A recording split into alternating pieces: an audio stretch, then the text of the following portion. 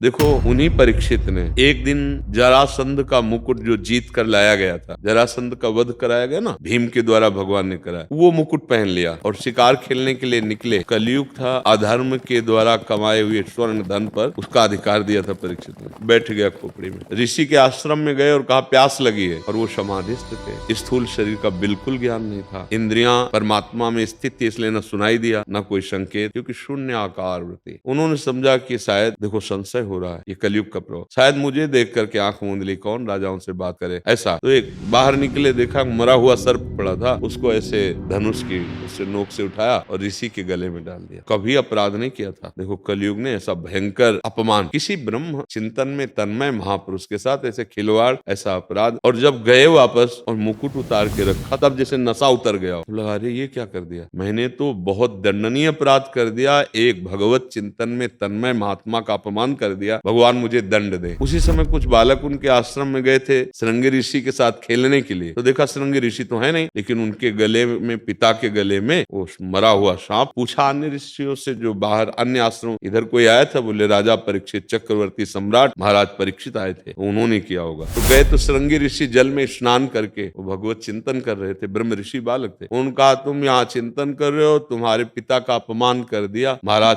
परीक्षित ने। क्या? उन्होंने उनका मरा हुआ सर्प उनके गले में डाल दिया। कहा इतनी अभद्रता राजमद में, ये नहीं जानते ऋषियों की सामर्थ्य। ऐसे जल उठाया और कहा मैं शाप देता हूँ, आज के 7वें दिन भयानक विषधारी तक्षक नाग आएगा और परीक्षित को काटेगा और उसकी मृत्यु हो जाएगी, मैं दंड देता हूँ। अब आप विचार कीजिए, एक धर्मात्मा महापुरुष, परम धर्म से चलने वाले, जरा देर के लिए मुकुट धारण किया उसका, तो कलयुग बैठ करके देखो क्या करवा। और यहाँ अपने लोग क्या क्या कर रहे हैं, पापाचरण। अब कह दो कि वो तो शास्त्रों में लिखा है, तो देखो जब कानून में फंसोगे ना, तो जो संविधान बनाया गया है वो आपको दंड देगा।